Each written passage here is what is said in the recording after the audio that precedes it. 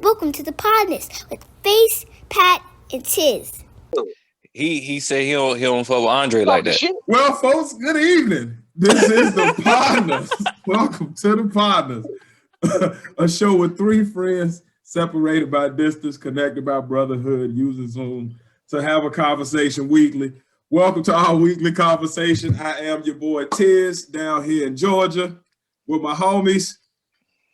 Yo, it's your boy Pat up here down messing up. Got spit coming. I ain't gonna never get this intro right. Oh man. Oh, yo, it's your boy Pat. You know, screwing up one more time. Artists in VA, Southeast Virginia. Yo, I'm gonna throw it in Yeah, face. man, it's your boy Face. Yo, man, it's I'm on here in Southwest of Virginia. The apparel creator property, man. So you know it's right. Nigga, right.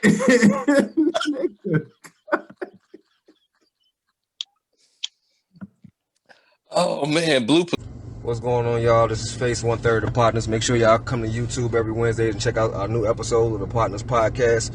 Also, check us out online for our new apparel dropping every week. That'll be at teespring.com/stores/Podnas-closet-1. Once again, that's teespring.com/stores/Podnas, PODNAS-closet, CLOSET-1. We get at you. Just updated on the store, we have mugs, hoodies, shirts, bags, kids' clothes, and face masks. Show you are down with the Pod Squad.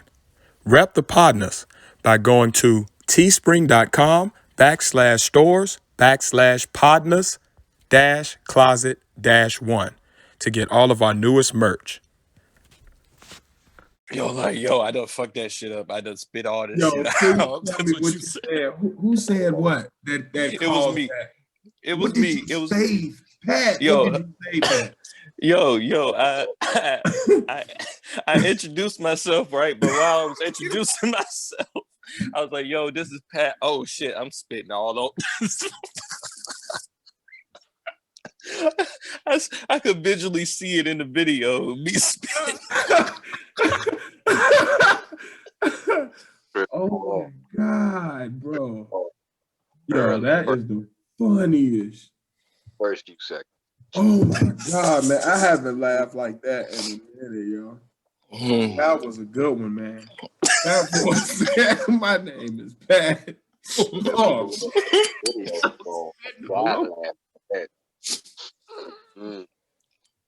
Video is gonna be. I'm gonna get it together. I swear I'm gonna get it together. I swear I'm gonna get it together. Oh man. Oh, that's gonna be my shit, y'all. I ain't gonna fuck it up this time, y'all. A teeny.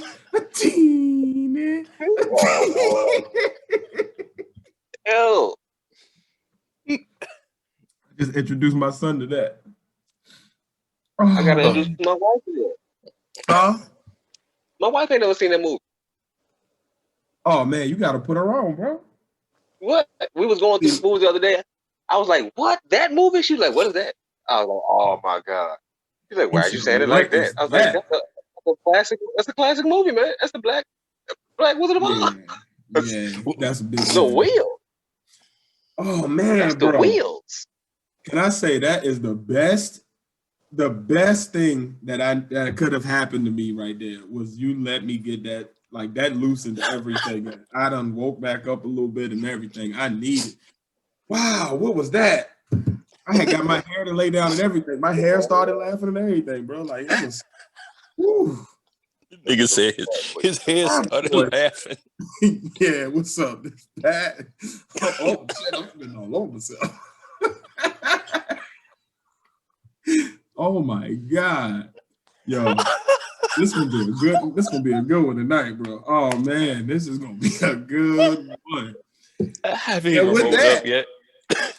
What's up, guys? Welcome to the Podnas, a show with three friends separated by distance, connected by brotherhood, and using Zoom to have weekly conversations. Welcome to our conversation. It's your boy Tiz up here with my boys.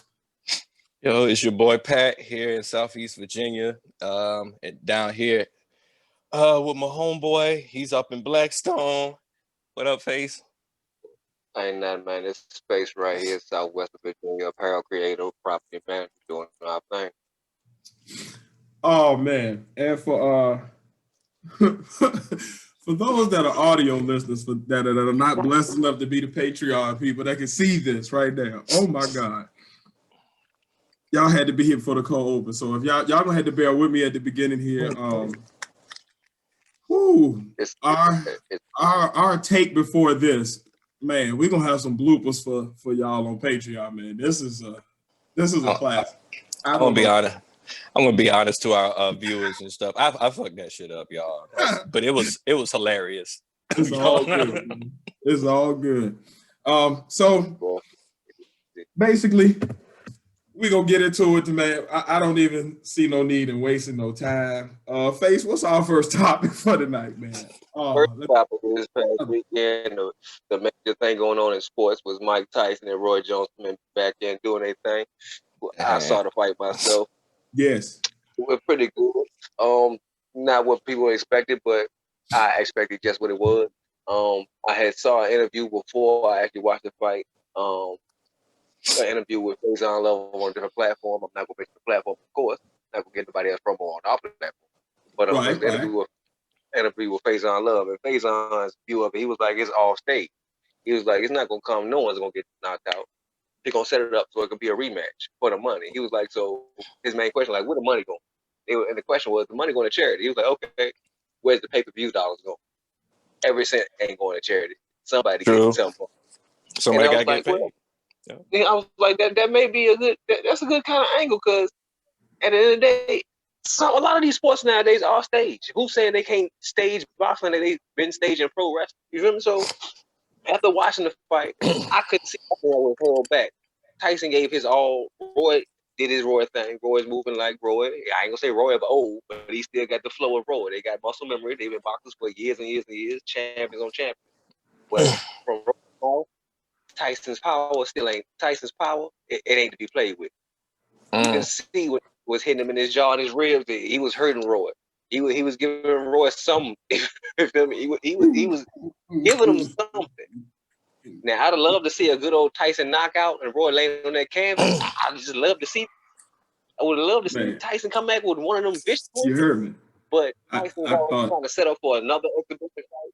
So I would love to see that second one. Also the same night, what's his name? Logan Paul? Knocked out the basketball boy? Knocked out Nate Robinson? Logan Paul. Logan Paul. Won that Lincoln fight. Park. Yeah, knocked out Nate Robinson. Freaking Lincoln Park. Knocked him out. That was one of the most ugly. I haven't seen a knockout that bad since when Pacquiao got put to sleep like that. Like that was one of them ones where you was like, we might want to call somebody. Like that don't look like he gonna be all right after this. Like he gonna have some damage going on. Like he won't dunk no more. I think that's it. That jumper gonna be gone. Equilibrium will never be the same. I'm seeing that fight different than most people, because most people was like, yeah, Nate Robinson will give some. Why would you even think that? Nate Robinson's not a boxer. He hasn't trained for boxing.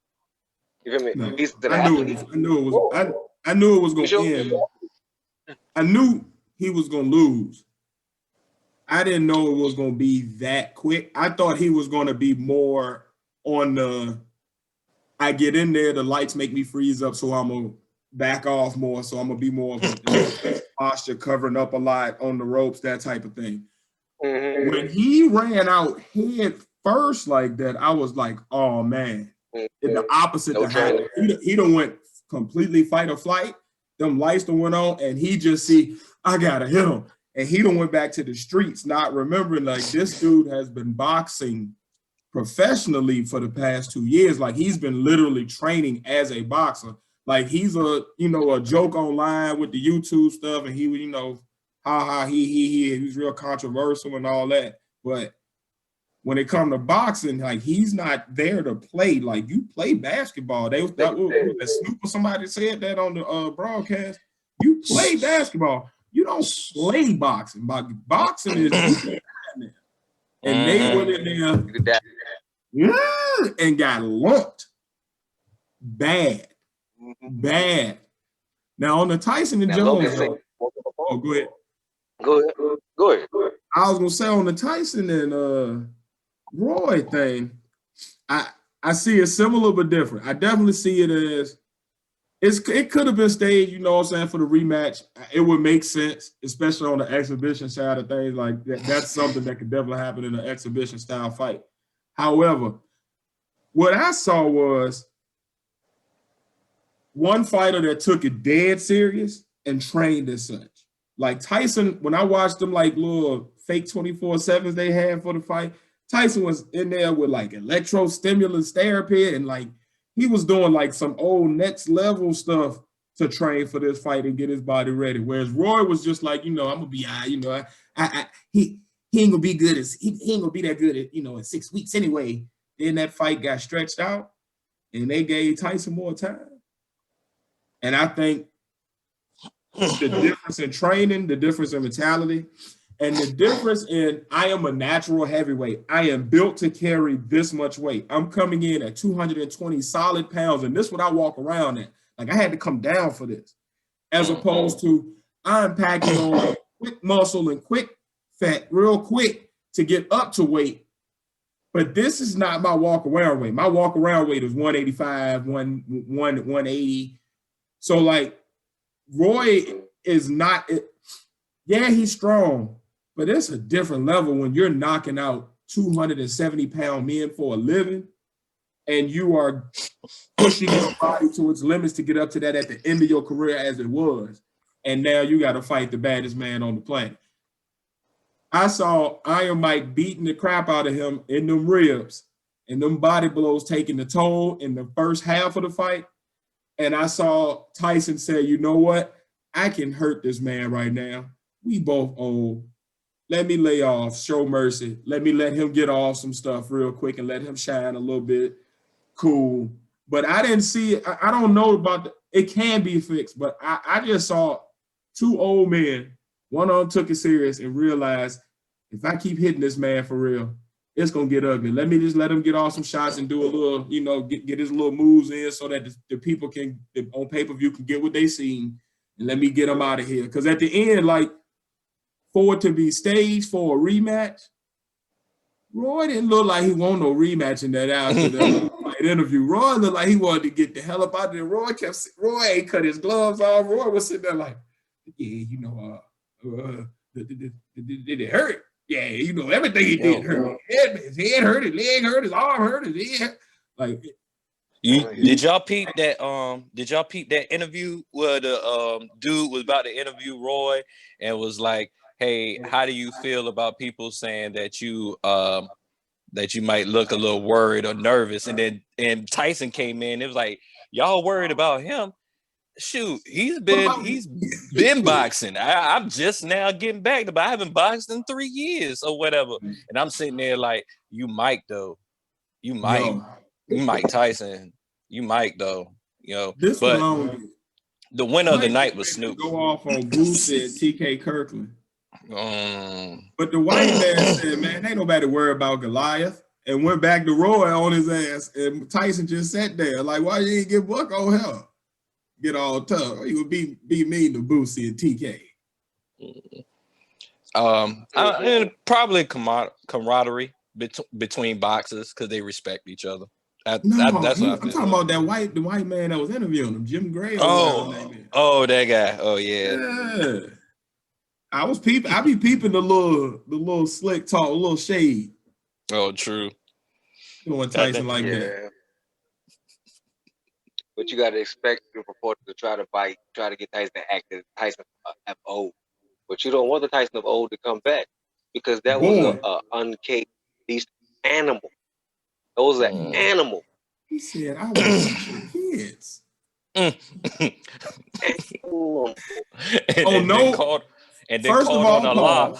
First of all, pause. Second of all, on no level is that a sane thought. From the disgusting to the disgusting, it's just no way to look at that as like, oh, that made sense. No, you gonna eat what? This is what I remember of Tyson. Remember when he used to beat niggas up, and after the fight, he used to give him a kiss on the cheek? Man, you know how demoralizing is that? Remember that? How you gonna go home to your mama? Nigga She beat done your get beat up and kissed by this man on national TV. That's where Bray Wyatt from wrestling took that shit from. Yo, he was the which first one is worse? Abigail. Which one is worse, yo? I don't know, man. Definitely the kiss. The kiss. I signed up for the boxing match. I didn't sign up for you to kiss me, sir. Sir, look here, sir. Look. I feel you, man. Look, you done did all you can do to me, man. But hey, man, come on, brother. Like we don't need to know each other like that, champ. It ain't gonna be all that. You gonna have to catch me while I'm knocked out to do all that. Like I'm gonna be with you on the handshake. Yeah, good fight, man. You got me, champ. You beat me up. Like I'm gonna have to go to the hospital for this. Oh, you want to? Hey. Well, we gonna have to just fight again. Then ring the bell. I'm going for the championship again because I'm gonna have to take these lumps. What you have to do is kiss on me. That's some psychological shit right there. I'm fucking with your psyche. No harm, and this gonna sound retarded. Excuse me. This gonna sound challenged, but yeah, my daddy ain't kissed me. I'd be dead gone if some random man gonna be kissing on me. I don't care if it is Tyson. I'm gonna die on that one. I'm gonna stand on. I'm gonna 10 toes down on that one. Right there. That's everybody got their line. That's my line. That's where it is. I don't know where it was, but that's where it is right now. Yep. Yeah. You ain't gonna kiss me. He said, "I eat your kids," and then said, "Hamdu Allah" afterwards. Like he called on Allah afterwards. He called on his God after that. He said, "They did put you in the headlock." He bit off somebody's ear. Yeah. You know, I had to be barbaric on him. You know, it's just. Hey, man, I still think he was right to bite that nigga ear off. I still think he was right about that. I'm sorry. By who? I may be controversial. I still say Tyson was right to bite that nigga ear off.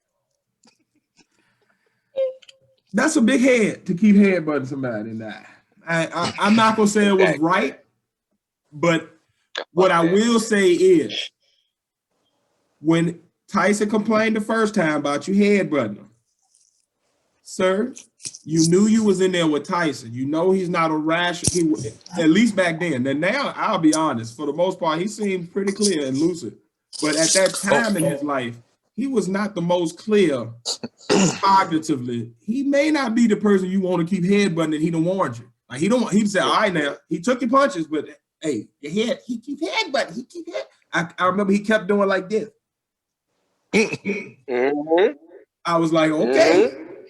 And then next thing I know, the pit bull came out and it was around. Like that's how you know you deranged.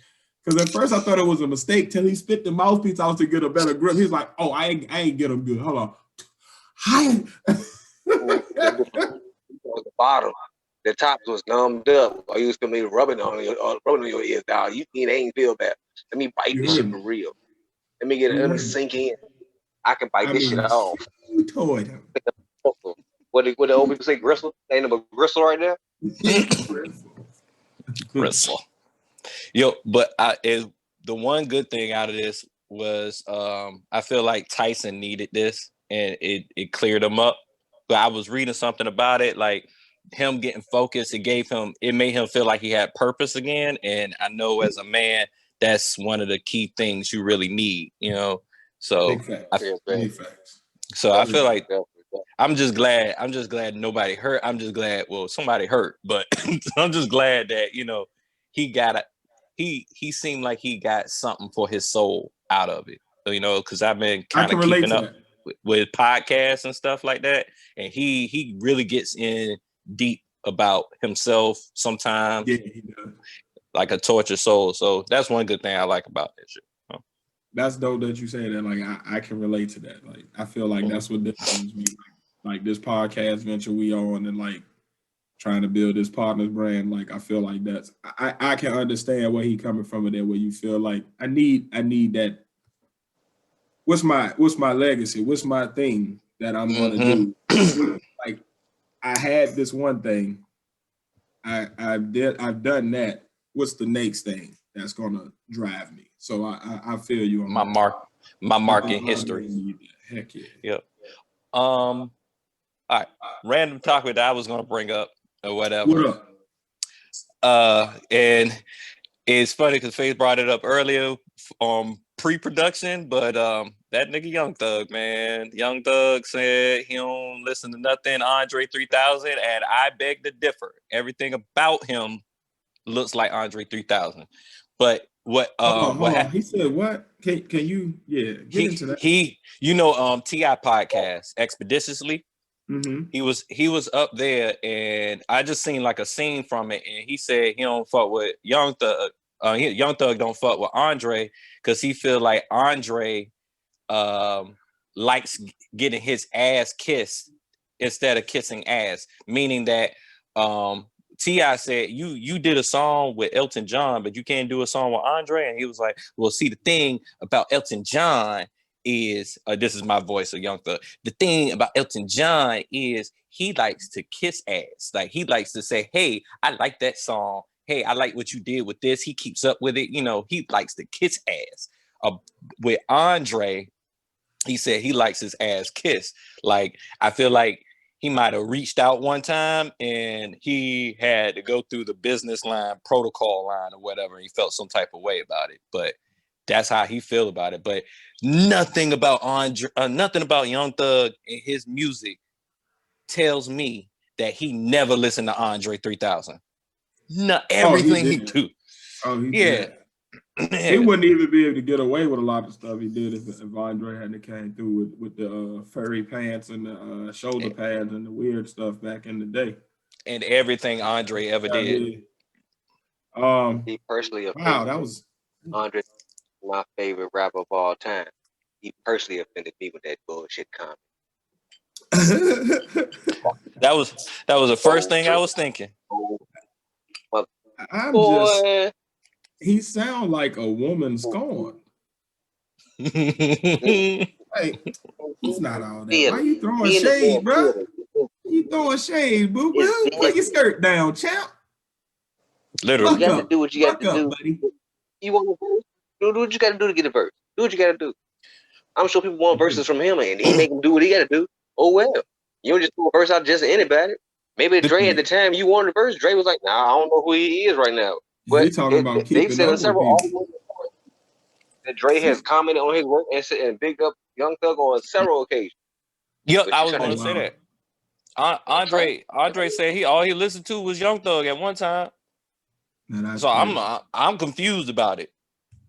I mean, I will say if Thug was keeping up with Dre, then he know that Dre is in a space where he's not really working with much of anybody because he's like on he's trying to find what his new sound, like what he's going to do now. Like he's experimenting right now. So he's not in the space to like really do nothing else. Like he in one of them artistic spaces where he's like filling stuff out or something like that. I read that like maybe a couple weeks ago. It was completely random, but if Thug was doing his due diligence, he'd kind of understand, I don't think it's personal. It's more just this dude is just in a different space right now. He's not working with anybody. Like, I don't think it's something like I wouldn't work with Thug. I think it's more Dre is on some like, I'm not working with anybody right now. And I just, I get to you when I come out of this space. But yeah. When I finish playing my flute in Manhattan, Soho, Manhattan. You understand me? With my overalls on. Yeah. And my hard bottom dress shoes. And my quarantine beard.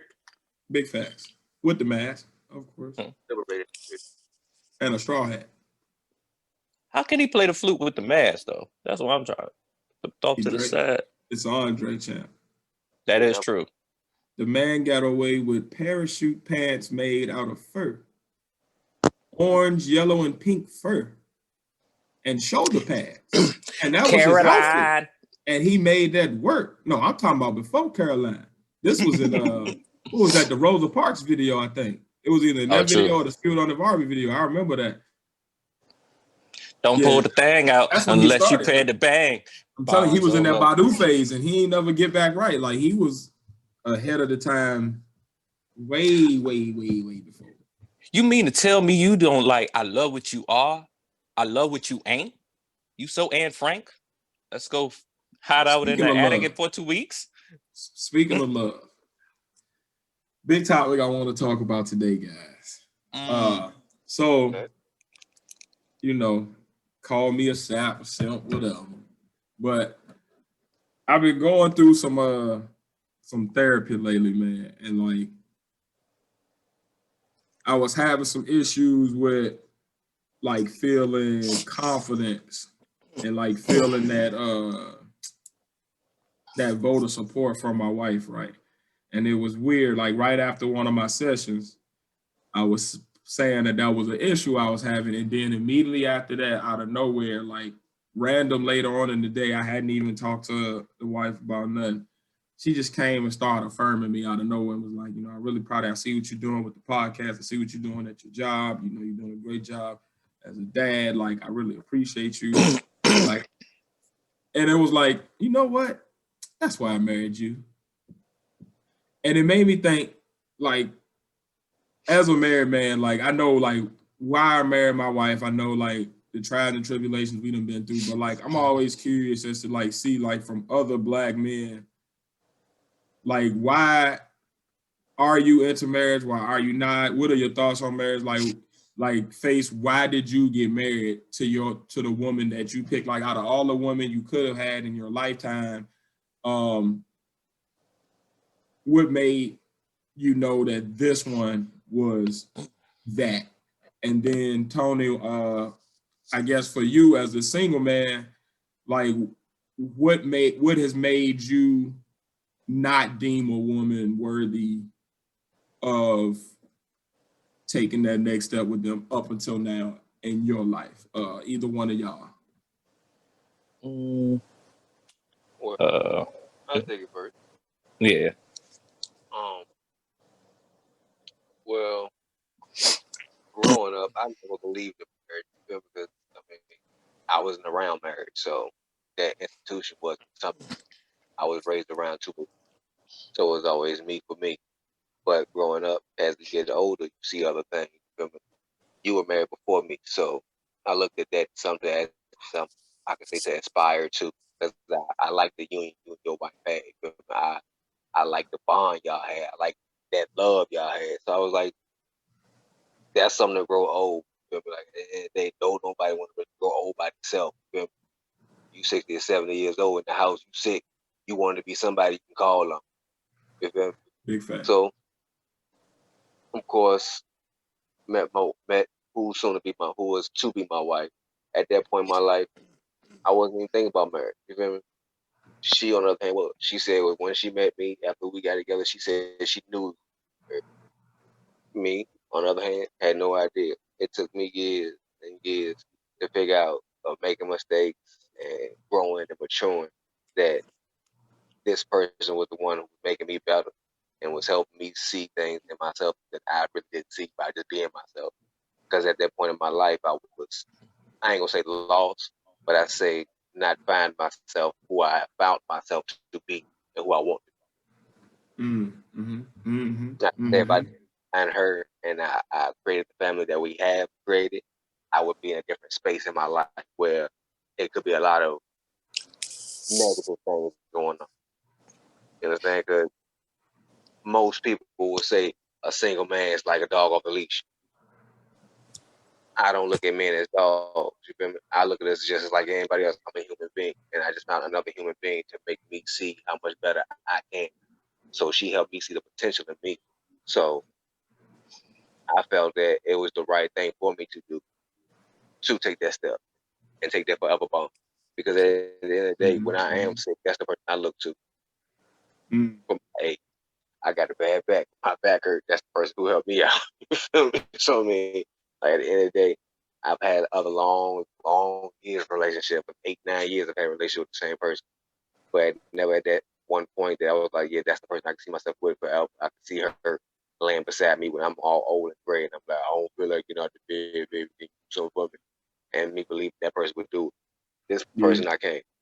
I mean, with my wife, I can see her doing whatever she can do for me to to make me happy. And I have no problem doing the same thing for her.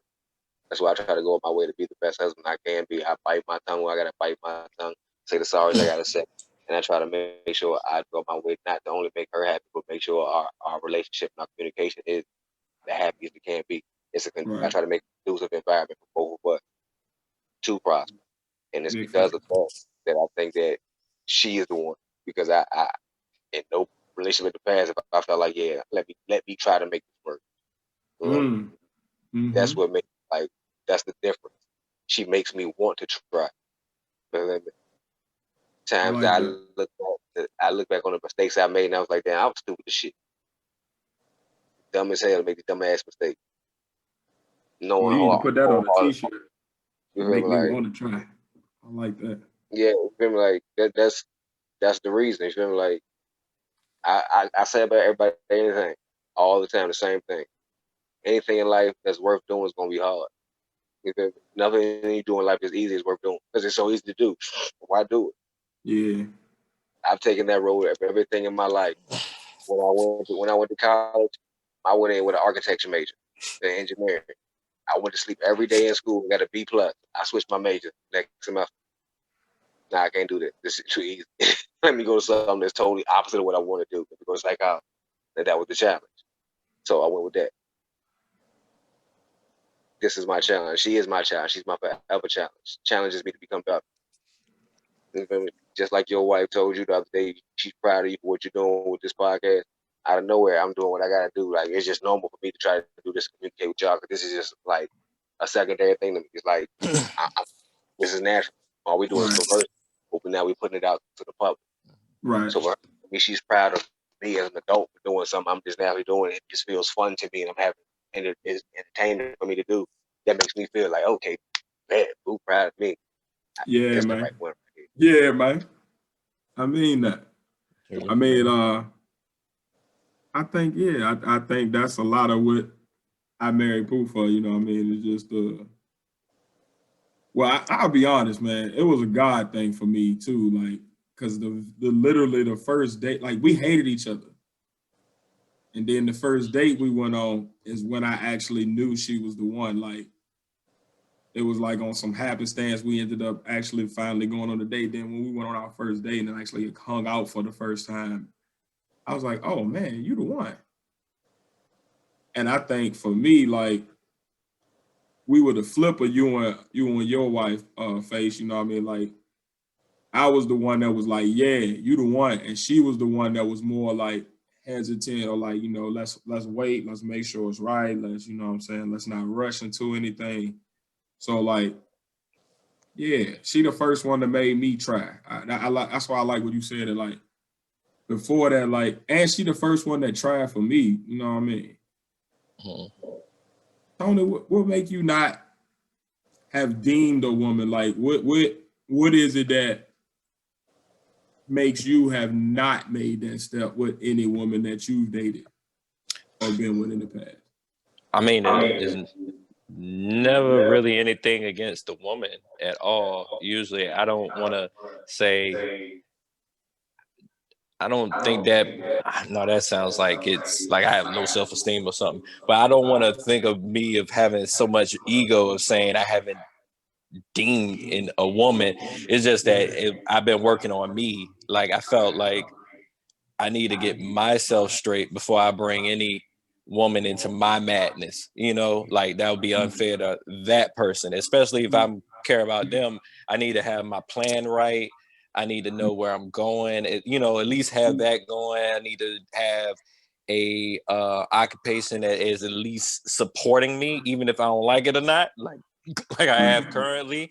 You know, I need to be able to emotionally be there for her when she needs to be. And then in the past couple of years, that's just me just building myself up into the man that I want to be and the man that I am now to even get to that point. Now, mind you, I have been dating here and there or whatever, but it's mostly a friend thing, you know what I'm saying?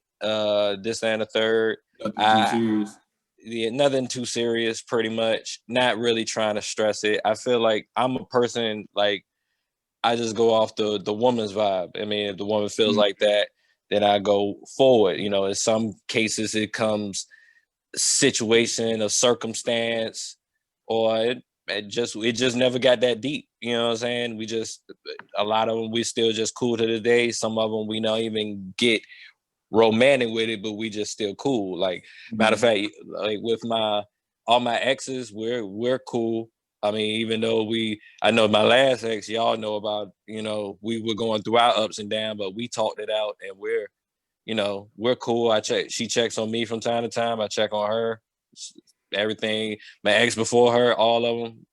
Like I really don't have like a problem with women at all. If anything, I might be a little too comfortable, and I'm not pressing that button, that extra aggressive button to say, "Hey, come here." But I don't know. I kind of did that with the one I'm chilling with right now, or whatever. But like I said, we're just friends and not taking it serious or whatever. Because right now, like, and the great thing about it is that majority of the people that have had like an intimate relationship to that point or whatever, we were pretty much in the same situation. So we have an understanding. You know what I'm saying? Like, I never was like the one that really just jumped at and pursued, and y'all know that too. You know, like unless it was one that it just seemed like I have to talk to you right now, like in general. But like I never really was the one to stress it, pretty much. But I'm not. You know, you do have those times where you feel like, man, I'm fucking by myself. This shit is kind of lonely. You know what I'm saying? But at the time, at the same time, I'm more like, you know, God will bring me that one when it's time for me to have that one, and That's that always proves to be right to me. There's a quote. I've been reading this book. I'm about to go nerd on y'all for a second, but it's a Go quote ahead. that. Go ahead. Get the book out, champ. All right, it's a quote. I've been reading. You know, I'm an X-Men fanatic, right? In Big this facts. book, one of my favorite villains, Apocalypse, Egyptian guy, survival of the fittest or whatever. He and all the mutants are living on this island as one nation, like on some Nation of Islam. We need to just find our own country and just deal with that. So they all, like even the villains, Like a even the mutant. villain mutant, yeah, is now they got a whole nation in this story or whatever. In this past situation, whatever, he is come across.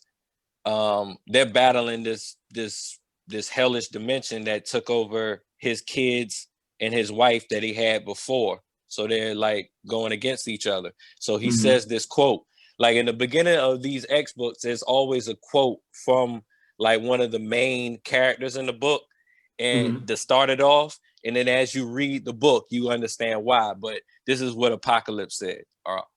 Find the most fearsome challenger in all of creation and make her your wife. Lie down at night beside your greatest threat. Make love to your fate. Apocalypse. Well, Apocalypse a G. And yes, he is in this. You understand me? In Apocalypse putting down them bars. this story, yo, yeah. Like, But you know I what was though?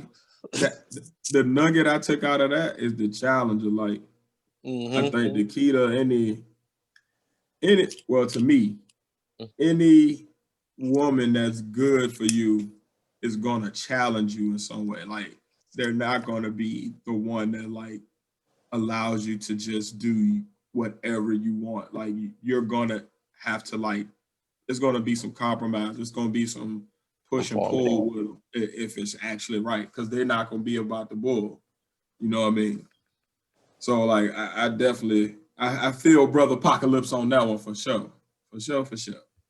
That was deep. I also something you touched on earlier too is just when you said that you was working on you. I think that's the key too. Like, a lot of people will be like pressing. Oh, I gotta get somebody. Let me. No, most of the time the right ones come when you're focused more on like improving yourself and making yourself be the greatest. Then the greatest ones will pop up out of nowhere because they'll sense that energy. They'll see that drive. They'll see that shift in momentum, and they'll be on the same wavelength themselves. You know what I mean? So You preaching that good word over there, young Pat. Full shit. All right. Now, for the next quick little hit here, man. Have y'all heard about Chappelle's battle with Netflix / Comedy Central? And Yes. and have y'all seen the Unforgiven? I seen that G move. Yeah, I don't even know what to call it. It's a G move. Manifesto. I don't know, but Chappelle is becoming like the modern, like the real black leader of our times, slowly but surely. And I know that sounds weird because he's a comedian, you know, his trade is not that. But as far as somebody who is intelligent enough to both articulate in the masses vernacular and the vernacular of the elite, who is poignant enough to like really like, I don't care, I'll speak truth to power, and who has the mentality of like, I live on a farm, I'm not really that pressed about the big money that I can lose. Like, I'm more worried about doing the right thing. Like, people will come see me at my farm and I'll do shows here and still make my little money to be all right. So like, I've never seen nothing like this in my time. Like, there's been a lot of people that like, they say stuff, but they always like sugarcoat it or beat around the bush, or they tiptoe. Like, this man called Netflix and said, hey, I need y'all to take that down. And his word and integrity is so high that Netflix, this $1 million company that normally would do business with Viacom, would do business with Comedy Central, was like, all right, we got you back. Keep on giving us your comedy special. We got you. We'll pay you. Like, that is, I've never seen nothing like what he is doing. And it's like kind of like flying low key under the radar. Like, it's big news. Obviously, it's in the news, but like on the day to day, you don't really hear people like giving that man his flowers. I just wanted to, yeah. What y'all think on that?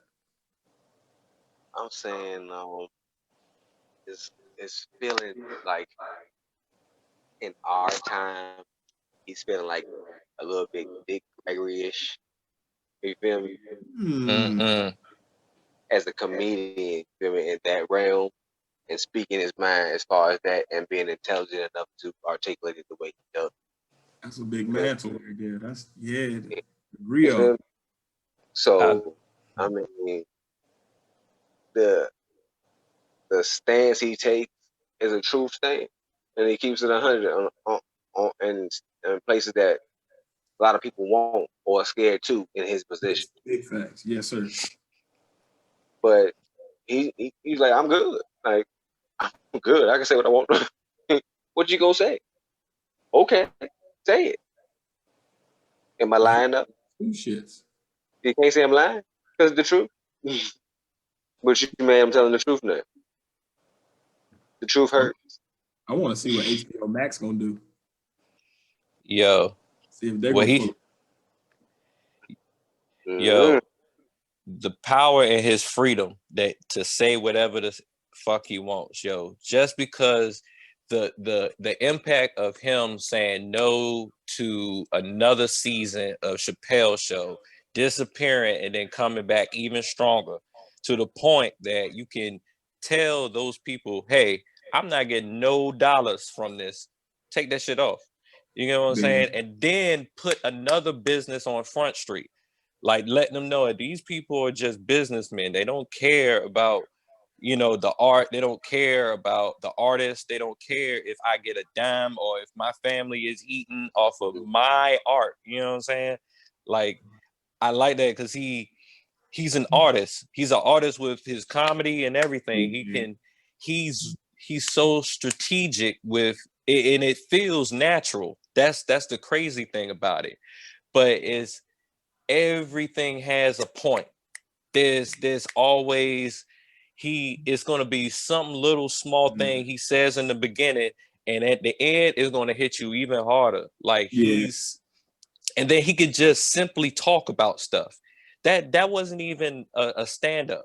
That's what I was like. I don't know what the call is. It's not a stand-up special. It's just like he got up there and just was like, "Hey, that's the power of his this freedom." what it is. But I'm gonna got a truth real quick. Come on here. he captivating. Like literally from start to finish, I couldn't stop watching, and he was like not making me laugh at all. I was just like, "Tell me more, Dave. What else they do, Dave? He did that, Dave."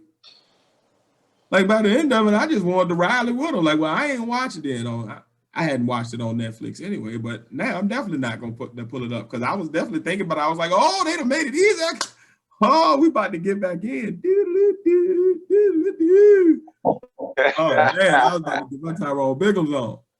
Yo, Never yo, y'all, again. Viva la Chappelle. remember when they used to call me Chappelle at ODU? I used to be offended. I used to be offended at that shit. I'll take it as an honor now. I'm honored. I mean that. The Money. That was before the too. Big facts. What? So Boy. what's the next? Oh yeah, last topic. I wanted to bring this back up or whatever because when we first talked about it, and I'm talking about juice. I said juicy. Gucci versus Jeezy. Oh, by the way, yo, Juicy J. Juice. Yeah, I'm gonna tie it back. I'm gonna tie it back. Juicy J got a new album out. That shit hard though. Anyway, you was just go thinking back about OJ the Juice Man and Gucci. I was combining Jeezy with Gucci. That's what I did. But Jeezy versus Gucci, yo. Like, I think we really need to give Gucci a little bit more flowers because we kind of just like, I feel like both men came there and won the contest they were trying to win, pretty much. Oh, like on the musical tip, I feel like it was Jeezy, but I feel like Gucci kind of won Atlanta, just like off of what I've been seeing and expressing, and people like as far as like the whole story behind it in general or whatever. Like I kind of want to give him his flower. Like if I took it from the perspective, if I was Gucci and somebody came at me and they pat, and then the person that sent that man want to talk to me now or whatever, I'm going face to face and I'm allowed to say my truth in front of them or whatever. I don't care if I won anything, you know, I was able to say, hey, I did this. You know what I'm saying? If I go at it at that perspective or whatever, I gotta give Gucci his flowers. Like I'll roll with you on that. I definitely think they both won their respective fan bases. Like if you were a fan of Jeezy going in and you were a fan, like you've grown with him and you're on that grown man vibe, then you got exactly what you wanted to see from him. If you are more of a trap mentality and you was like, man, F that. Hey, bro, you sent somebody to try to kill me, man. So, you know, if you're more of that mentality, it's like, hey, once he go to that level, it's up. You kind of got what you wanted. I think the cool part is at the end of it, they you know, dapped up and did the icy. So that was definitely a moment. And I think with all that's going on right now as far as violence, I think that was a cool moment to kind of just like show like, hey man, the old dude can do it and they've been beefing for almost 20 years, man. Go ahead and let this stuff go out here. Like, so, you know, that was cool, but Gucci got mopped on the so man, them hits, boy. Jeez, down with them hits. That boy said, hey, man, play something from this, play something new, man. You got all them old hits. He was like, man, but they all classics though, man. Hit me with a damn. Another one from 02, smacking your face, or 05, smacking your face in. Kicking his butt with them hits, man. Them hits wouldn't stop. I was like, every time another horn drop, oh, he got him again. Oh. And I love Gucci, but I don't love him Mhm. like that, I guess. Because Yeah. some of the songs he was playing, I was like, well, you dug this one out the crate, did you, with this? It must be this for you, this for your real fan. Like my cousin Christian might have known this one, but I don't. You missed me with this one, champ. I'm gonna go ahead and give me a drink real quick. I'll be right back. Hit me up when they go to the next round or something. Oh, Jeezy back on, yeah. Guess who's that? Oh, I mean, it was bad. It was bad, bro. It was bad in this household for Gucci, man. I love Gucci and what he stand for, but when it came to that verses, man, he was bad. Yeah. I'm only bringing it up. Had to pull out that last, like he had to pull out the disc at the end. Like he had to go there, because if not, imagine if you done got beat down with these hits and you don't even address that. Oh Yeah. man, boy. Man, you might well not come outside no more, man. See your wife out here to fight for you, man. That is Gucci true. was like, look, what I ain't gonna do, you ain't gonna beat me with these hits and think I ain't gonna beat you. Gonna beat me with the gangster stuff. What you ain't gonna do is keep sitting over here looking all like everything sweet. Hold up, and I dig them up and do it again. Oh, okay, all right. Now he feeling better. Look, he was all happy after. He was like, oh, I got that off my chest. Sometimes it's just about that. Sometimes it's about real quick. That's what Jesus said. Jesus was like, I don't know what that man was feeling, man. I know he might have just need to get it off his chest. Man. And the end result was one of the greatest moments in hip hop history. In general, like, and they broke every record. Every record. They were beating awards. If nothing else, let's clap it up for them getting Tekashi out of here, just to get his name off of anything we can get it off that it's stained. Let's continue to do that. Real nigga shit remains. I mean that. Hey, I'm a teacher, and I ain't definitely, with the no snitching when you civilian, but in his case, he was dabbling in the street. No, sir. Let's get your name right off the record books. Thank you, Jeezy. Thank you, Gucci. Now, somebody else gonna take it, that's fine, but he won't have it. Now I feel better. Now we bring that. I like to go on a little something. My topic this week is a bunch of little things, because we're gonna talk about stuff that pisses me off. Okay. This is gonna be awesome. Number one thing that pisses me off: when the fuck did toilet paper prices go up? When did they become expensive to wipe your ass? What kind of toilet paper you buy? Double.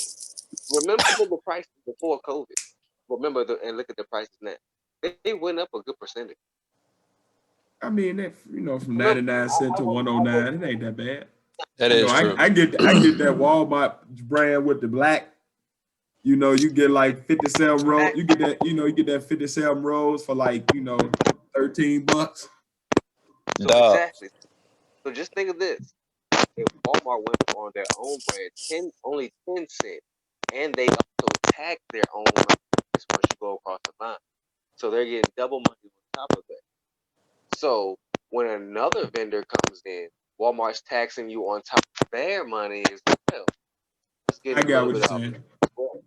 So I'm picking up what you're putting down. You feel me? So when the fuck did it become expensive to wipe my ass? Wait, I got a question. So y'all Walmarts have toilet paper? Because every time I go to Walmart, it might be you lucky to see one. Champ, you got to remember, man, you live in a more, compared to us, you live in a more urban area. Like Face, he live out there in Montana, in Butte, Montana somewhere, in the middle of the sticks, out there where the Unabomber's old shack is. And then, me, I live in a small town. So, like, there ain't but so many people out here wiping their ass. So, it's going to be a little toilet paper around. You can find it. It ain't that hard. Especially now. Now, when we first got on quarantine and they had everything, like, the announcement first went out, like, hey, lockdown about to come. Oh, no. We had to stock up ASAP. You know what I'm saying? Like my mom came down, we went to Sound Club, we bought everything in bulk, and we was loaded up. But I'd say, man, to be honest, after maybe the first month, we was good on the toilet paper and the main essentials, and then the Lysol and came back down. We can get a little wipe every once in a while, you know, a little spray. You got to get one bottle, but you know, you can get it. You know what I mean? We out here disinfected up, you know what I mean? Two-plied up, you know what I mean? We all right on that, champ. But I didn't realize that. I mean, it did go up, but I didn't. Mm-hmm. You gotta pay attention to it. Second thing that pisses me off: ignorant people. Ignorant people. True. Ignorant. Not dumb people. Not intellectually disabled people, but people that ignorant don't know. motherfuckers. So people that don't in know. other words, ignorant. No, just ignorant motherfuckers. Oh, so they know, but they don't know. Yeah. Just ignorant. You feel me? That's why I personally like to stay in the house. I don't like to go outside, but you gotta go outside because you gotta go to work. So I do a lot of ignorant motherfuckers. Like people that could know, but they choose not to know. Yes. Yeah. People that cut you off in traffic with no signal and then look at you mad like, what you doing? Like, what am I doing? I'm driving into my lane. What are you doing? Yeah. Like a nigga break the rules and get mad at you because you enforce them. Nigga, you know what you were doing. You read the sign.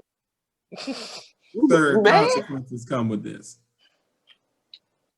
I didn't tell you to do that shit. I didn't want you to do that shit. Third thing that pisses me off, and everybody feels me on this shit. Last thing, third thing that pisses me off, everybody feels me with it. Kids. Spoiled kids. I ain't nothing wrong with spoiling your kids, especially little black kids that need to be spoiled more because there's too many out there that's not. But god damn it, when they're all spoiled, god damn. Boy, my kids, 6 and 3. 6 and 3. My 6 and 3. I love them to death. But do I want to just body slam them through a little fluffy couch sometimes? Yes, I do. But I still love them to death. But do I want to body slam both of them?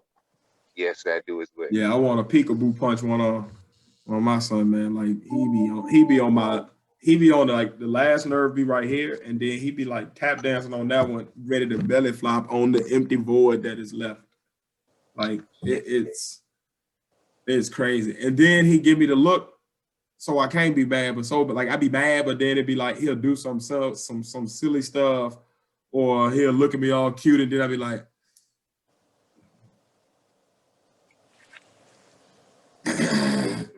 yeah, I feel you on that one. You hit a nerve with that one, yeah. Oh yeah.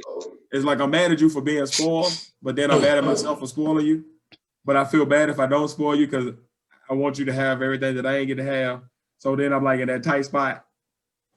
Like then when I don't, like, yeah, you don't deserve Christmas because you've been sitting here having a bad attitude and fussing back and talking back to me and your mama. But then if I don't give you a big Christmas, then I'm gonna feel bad. So now I don't want to be sitting around feeling all sad and guilty because I got to look at your sad face. I gotta love you. Stupid feelings.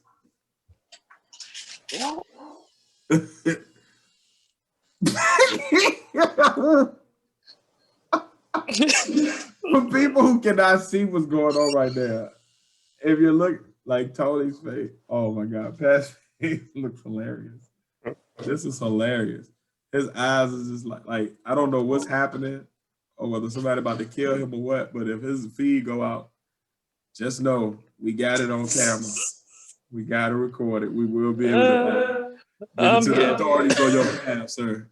But you look very terrified for saying, I don't know whether a big spider was swooping in or whether you saw Jason or what, but that look of horror, what in the world is happening in your house, sir? Are you okay? No, it was cool. People moving around, they didn't want to interrupt. That's all. Oh, okay. I was like, what is happening right now? Oh my God, boy. Well, Patreon folks, y'all are gonna enjoy the heck out of this episode. My audio people, a lot of this you will not hear. Yeah. Before we head out tonight, guys, gotta let the people know on behalf of the partners. We got new content that's about to be dropping. We got new merch that's about to be dropping. Please stay in tune with our website. Check it. You will be seeing new stuff coming from us this week. We got a battle rap blog that's gonna be coming out weekly with me, where I'll be reviewing battles, talking about the latest topics in battle rap, just giving you a hot take on it. You may see the partners on there as well. So yeah, look forward to that. We got new merch. Face, tell them about the new merch we got. Oh yes, we got new hoodies, new mugs. Actually, new mugs. We're coming out with new tote bags, reusable shopping bags people use to and from your local supermarkets like Walmart, Food Lion, Target. We have the bags for you on the website as well. We will also be coming out with sweatsuits soon, tops and bottoms, and still looking out for those face masks coming. Yes. And on top of the partners merch, repping that Face and Co. Please make sure you go support. Oh yes. Like literally dozens of designs up already. Hoodies, shirts, long sleeve, short sleeve, whatever you need, whatever climate you live in, you got it. You know what I'm saying? Go ahead, get the models. You know what I mean? Go pick you up a Tiz hoodie. You know what I'm saying? You might see a shirt out there. You know what I mean? Like, so look out for it. Represent. You know what I'm saying? Support. It allows us to continue to do this, and just, you know what I mean? Like, it allows us to do this on a higher level. Like, the more you guys support, the better we are able to eventually, hopefully, you know what I mean, do this full time and be able to really invest more energy into this. So support your boys. You know what I'm saying? If you got new content that you want to see from us, leave a comment on whatever platform you're listening to, streaming this from. Check us out on all platforms. We are not only on iTunes and Spotify, we're also on Breaker, Podser, we're on LiveSend. You can catch our feeds on any major podcast server. You can catch us on SoundCloud. Check out YouTube, where we'll see new content rolling out from us weekly on there. Check our social media accounts. We're on Twitter, Facebook, Instagram, anything that you can find us on. Look for the Podnas Podcast. We out here. Pat, what you got for them, man? You got anything that I'm missing? We pretty much covered all the social media and everything too. Okay. Yep. So just check social media too, man. We drop content on there as well. So, you know what I mean? If you like to laugh, if you like to just continue to see and hear our perspectives outside of the podcast, can't get enough of our content, you can stay in touch with it that way. That's all I got for y'all this week. Face, Pat, anything else before we sign off, guys? Please. If you do listen to this episode, you gotta re-listen to the beginning with Pat. Oh my God, yes. And Patreon. If you sign up for our Patreon, you are about to get a treat when this video drops. Oh my God.